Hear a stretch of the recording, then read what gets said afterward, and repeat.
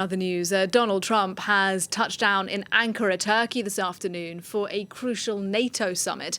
And ahead of his arrival, European NATO leaders were unveiling arms deals worth tens of billions of dollars.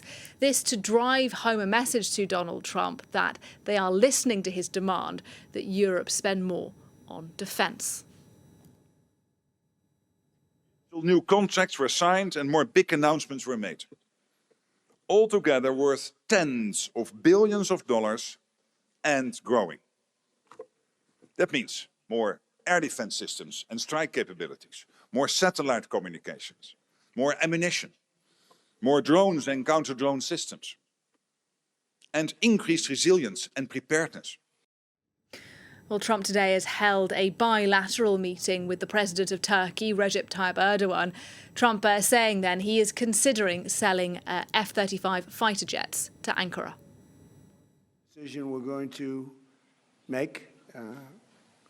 We have a very good relationship. I would think that many people, I can tell you, many people, including the people sitting right here, thinks, why wouldn't we do that? We have a better relationship with Turkey, and Turkey's been in many ways much more loyal than other countries that we think would be loyal. So, yeah, it's something certainly we would consider. It's a great plane. It's the best, currently the best plane by far. And it's certainly something we will consider, yeah.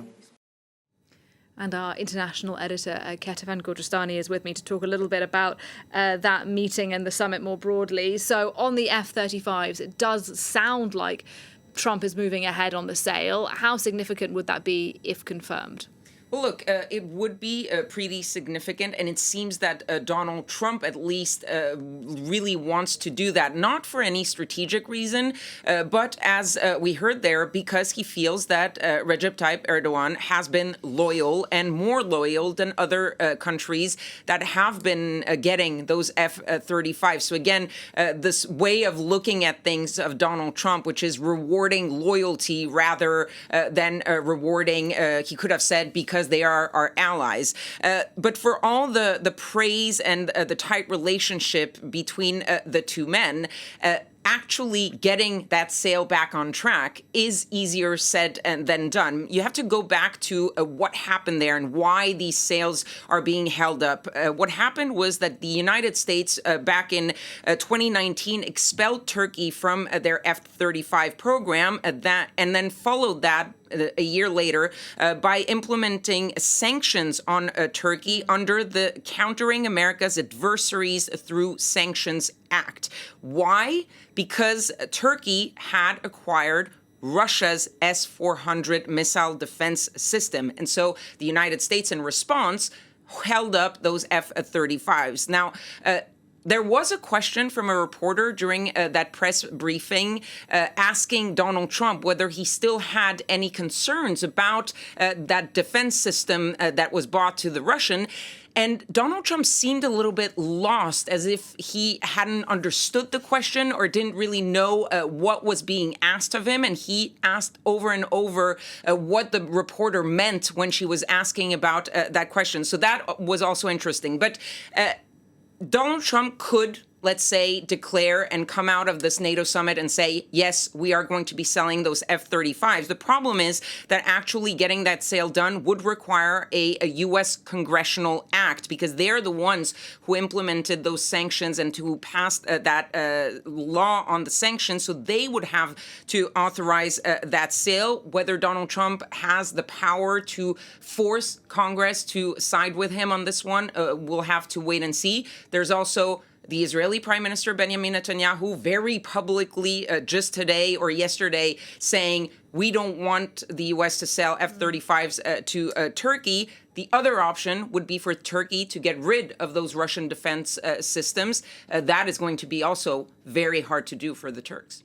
And beyond this particular meeting with President Erdogan, at this summit overall, it does seem that the European members of NATO are working really hard to try and please Donald Trump, particularly on this question of arms sales. What's your sense as to how it's going? It's early days, but so far.